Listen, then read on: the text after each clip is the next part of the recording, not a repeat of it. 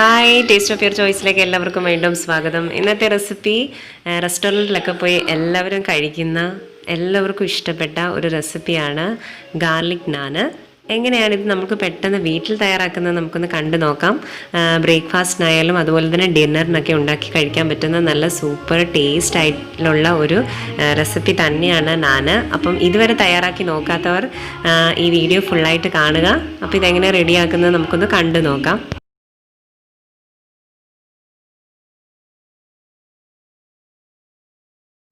നാൻ തയ്യാറാക്കാൻ വേണ്ടി നമുക്ക് ആദ്യം തന്നെ ഇതിൻ്റെ മാവൊക്കെ ഒന്ന് കുഴച്ചെടുക്കണം. അതിനായിട്ട് ഞാനിവിടെ 2 കപ്പ് മൈദ മാവാണ് എടുത്തിരിക്കുന്നത്. ഇതിലേക്ക് ആവശ്യത്തിനുള്ള ഉപ്പ് ചേർത്ത് കൊടുക്കാം.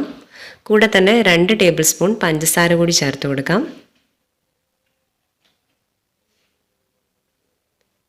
ഇനി ഇതിലേക്ക് ചേർത്ത് കൊടുക്കുന്നത് ഒരു മുട്ടയാണ്. ഒരു മുട്ട മുഴുവനായിട്ട് നമുക്കിതിലേക്ക് പൊട്ടിച്ചിട്ട് കൊടുക്കണം. ഇപ്പം മുട്ട ഉപയോഗിക്കാത്തവരാണെങ്കിൽ ഈ ഒരു സ്റ്റെപ്പ് ഒഴിവാക്കാം.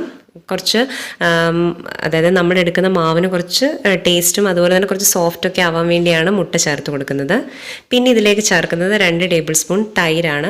അധികം പുളിയില്ലാത്ത തൈര് 2 ടേബിൾ സ്പൂൺ ചേർത്ത് കൊടുക്കുന്നുണ്ട്. 1 ടേബിൾ സ്പൂൺ ബട്ടർ കൂടി ചേർത്ത് കൊടുക്കാം. ബട്ടർ ഇല്ലാത്തവർക്ക് നെയ്യ് ഒഴിച്ചു കൊടുക്കാം.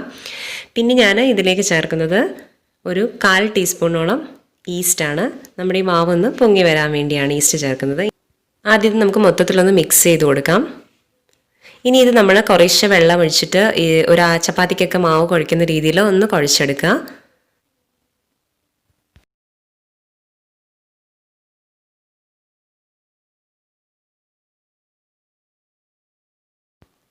ഇവിടെ മാവ് ഞാൻ കുഴച്ച് റെഡിയാക്കി എടുത്തിട്ടുണ്ട്. ഇനി ഇതിൻ്റെ പുറത്തേക്ക് നമുക്കൊന്ന് കുറച്ച് ഓയിൽ ഒഴിച്ചു കൊടുക്കാം. ഞാനിപ്പോൾ ഇവിടെ ഒലിവ് ഓയിലാണ് ഒഴിക്കുന്നത്. നിങ്ങൾ ഏത് ഓയിൽ വേണമെങ്കിലും നിങ്ങൾക്ക് ഒഴിക്കാം. നെയ്യ് വേണമെങ്കിലും നെയ്യാണെങ്കിലും ജസ്റ്റ് ഇതിന് മണ്ടയ്ക്കോട്ടൊന്ന് തൂത്ത് കൊടുത്താൽ മതി. കാരണം നമ്മുടെ ഈ മാവ് പൊങ്ങി വരുന്ന സമയത്ത് ഒരുപാട് അങ്ങ് ഡ്രൈ ആയി പോകാതിരിക്കാൻ വേണ്ടിയാണ് നമ്മൾ ഈ ഒരു രീതിയിൽ ഓയിൽ ഒഴിച്ചു കൊടുക്കുന്നത്. ഞാനിപ്പോൾ ഇത് മൊത്തത്തിൽ ഓയിലൊന്ന് ജസ്റ്റ് സ്പ്രെഡ് ചെയ്ത് കൊടുത്തിട്ടുണ്ട്. ഇനി ഇതൊരു അടപ്പ് വെച്ച് അടച്ചിട്ട് ഒരു 3 മണിക്കൂറെങ്കിലും നമുക്കിത് മിനിമം പൊങ്ങി വരാനായിട്ട് വെയിറ്റ് ചെയ്യണം. കാരണം നമ്മൾ ഈസ്റ്റൊക്കെ ചേർത്തിട്ടുണ്ട്. അപ്പോൾ മാവ് നന്നായിട്ട് പൊങ്ങി വരണം. ഇപ്പോൾ ഇതൊരു 3 മണിക്കൂറോളം ഞാനിത് പൊങ്ങാൻ വേണ്ടി വെച്ചിരുന്നതാണ്. ഇനി ഈ മാവ് നമുക്കിത് ഒന്നുകൂടി ഒന്ന് മൊത്തത്തിൽ കുഴച്ചെടുക്കണം. ഇത് നമ്മൾ പരത്തുന്നത് ചപ്പാത്തിക്കൊക്കെ പരത്തുന്നതിനെക്കാട്ടിലും കുറച്ചുകൂടെ കട്ടിയായിട്ട് തന്നെയാണ് പരത്തിയെടുക്കുന്നത്. കാരണം ഇത് ഗാർലിക് നാൻ ആയതുകൊണ്ട് തന്നെ നമ്മുടെ ഇതിനകത്ത് വെളുത്തുള്ളിയൊക്കെ ഇട്ട് കൊടുക്കുന്നുണ്ട്. ഇട്ട് കൊടുത്തിട്ട് നമ്മൾ പരത്തുന്നുണ്ട്. അപ്പം കുറച്ച് തിക്കായിട്ട് തന്നെ പരത്തുന്നതാണ് നല്ലത്. ഇനിയിപ്പോൾ നമുക്കിത് മൊത്തത്തിൽ ഉരുളകളാക്കി ഒന്ന് മാറ്റി വയ്ക്കാം.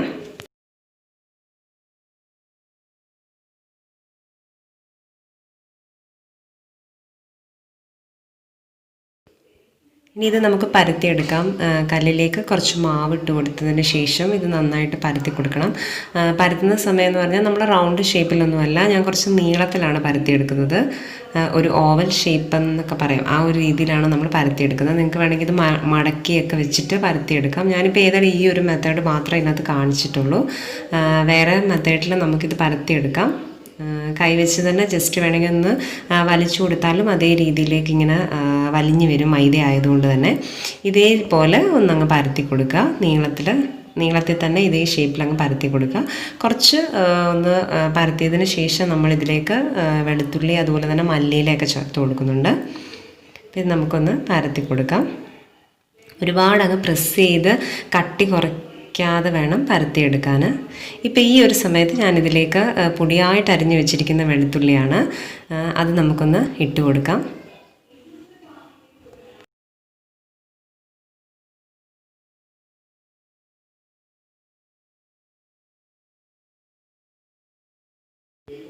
ഇതിൻ്റെ കൂടെ തന്നെ കുറച്ച് മല്ലിയില കൂടെ ചെറുതായിട്ട് അരിഞ്ഞതുകൊണ്ട് അതുകൂടി ചേർത്തിട്ട് നമുക്കിതൊന്ന് ഒന്നുകൂടി ഒന്ന് പരത്തി കൊടുക്കണം. ഇനി അത് ഒരുപാട് അങ്ങ് പ്രസ് ചെയ്ത് പരത്തേണ്ട ആവശ്യമില്ല. കൈ വെച്ച് ഒന്ന് പ്രസ് ചെയ്ത് കൊടുത്തതിന് ശേഷം ജസ്റ്റ് ഒന്നങ്ങ് പരത്തി കൊടുത്താൽ മതി.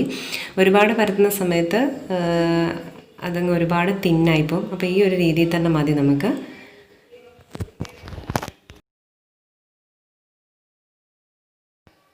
ഇപ്പം നമ്മൾ ഒരു നാൻ പരത്തി എടുത്തിട്ടുണ്ട്. ഇനി ഇത് നമ്മൾ എങ്ങനെയാണ് കുക്ക് ചെയ്തതെന്ന് വെച്ചാൽ ഇതിൻ്റെ നമ്മൾ വെളുത്തുള്ളിയൊക്കെ വെക്കാത്ത ഭാഗത്തിൽ കുറച്ച് വെള്ളം ഇങ്ങനെ ഒന്ന് തൂത്ത് കൊടുക്കണം.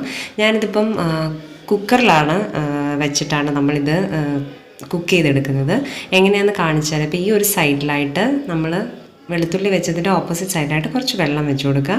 അതിന് മുന്നേ ഞാൻ ഒരു കുക്കർ ഇതുപോലെ ഒന്ന് ചൂടാക്കാൻ വെച്ചിട്ടുണ്ടായിരുന്നു. അതിലേക്ക് നമുക്ക് ഇതേപോലെ ഒന്നങ്ങ് ഒട്ടിച്ച് വെച്ച് കൊടുക്കുക. വെള്ളം വെച്ച ഭാഗം അടി വരുന്ന രീതിയിൽ വെച്ച് കൊടുക്കുക. കാരണം അത് ഇളകി താഴോട്ട് വരാതിരിക്കാൻ വേണ്ടിയാണ്. ഇനി ഞാൻ ചെയ്തതെന്ന് പറഞ്ഞാൽ ഈ കുക്കർ അങ്ങ് കമത്തി പിടിക്കാൻ പോവാണ്.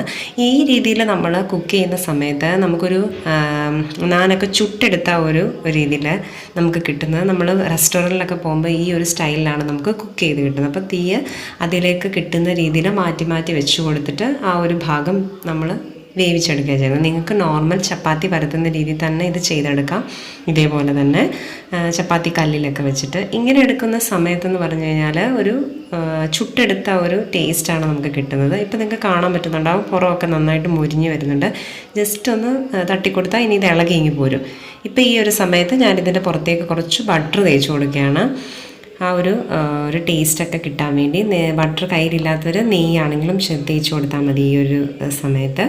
ഇനിയിപ്പോൾ ഇത് മൊത്തം ഒന്നങ്ങ് സ്പ്രെഡ് ചെയ്ത് കൊടുത്തതിന് ശേഷം ജസ്റ്റ് ഒന്ന് തട്ടി കൊടുത്താൽ മതി.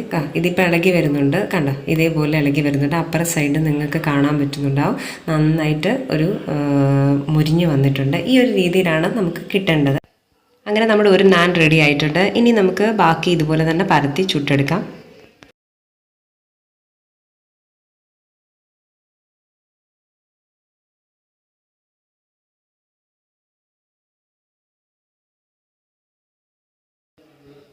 അങ്ങനെ ഞാൻ മുഴുവൻ നാനും ചുട്ടെടുത്തിട്ടുണ്ട്. അങ്ങനെ നമ്മുടെ ഗാർലിക് നാൻ ഇവിടെ റെഡി ആയിട്ടുണ്ട്. നല്ല ടേസ്റ്റി ആയിട്ടുള്ളൊരു നാൻ തന്നെയാണ്. നിങ്ങളെല്ലാവരും ട്രൈ ചെയ്ത് നോക്കണം.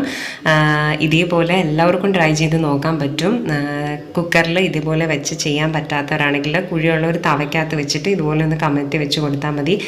നിങ്ങൾ ട്രൈ ചെയ്തിട്ടില്ലാത്തവർ ഇതുപോലെ ട്രൈ ചെയ്ത് നോക്കുന്ന സമയത്ത് നിങ്ങളുടെ അഭിപ്രായങ്ങളും നിർദ്ദേശങ്ങളും ഒക്കെ അറിയിക്കുക. അതുപോലെ തന്നെ നിങ്ങൾ വീഡിയോ ഇഷ്ടപ്പെട്ടിട്ടുണ്ടെങ്കിൽ ലൈക്ക് ചെയ്യാനും ഷെയർ ചെയ്യാനും സബ്സ്ക്രൈബ് ചെയ്യാനും മറക്കരുത്. അപ്പോൾ പുതിയൊരു വീഡിയോയുമായി അടുത്ത എപ്പിസോഡിൽ കാണുന്നത് വരേക്കും ബൈ ബൈ.